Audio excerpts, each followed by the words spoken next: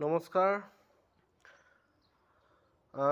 আজি প্ৰাথমিক বিদ্যালয়ৰ দ্বিতীয় শ্ৰেণীৰ অংকুৰণ পাঠ্যপুথিৰ প্ৰথম পাঠ আমাৰ পঢ়াশালী কবিতাটি ছাত্ৰ ছাত্ৰীসকলে সহজতে গ্ৰহণ কৰিব পৰাকৈ বা মুখস্থ কৰিব পৰাকৈ সুৰ দিয়াৰ এটা প্ৰয়াস কৰিছোঁ, যাতে সহজতে গ্ৰহণ কৰি মুখস্থ কৰিব পাৰি।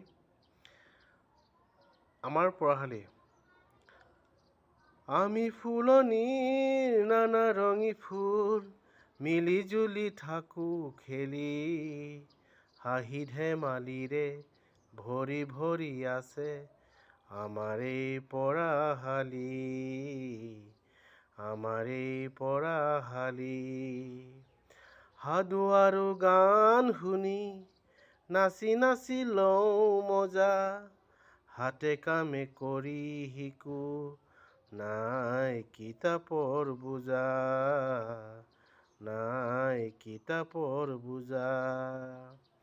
এনেধৰণে ছাত্ৰ ছাত্ৰীসকলে ঘূৰণীয়াকৈ থিয় হৈ হাত চাপৰি বজাই এই কবিতাটি অতি সহজতে আয়ত্ত কৰিব পাৰি বা মুখস্থ কৰিব পাৰি।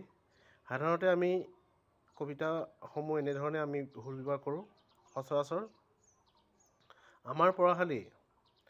আমি ফুলনি নানা ৰঙী ফুল মিলি জুলি থাকো খেলি, হাঁহি ধেমালিৰে ভৰি ভৰি আছে আমাৰ এই পঢ়াশালী।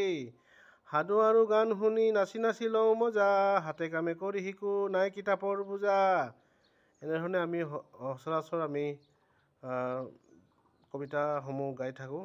গতিকে যিয়েই নহওক ছাত্ৰ ছাত্ৰীসকলক আমোদ দিব পৰাকৈ এটি সুৰ দি চালোঁ। গতিকে সকলোৱে কমেণ্ট কৰি জনাব। Thank U.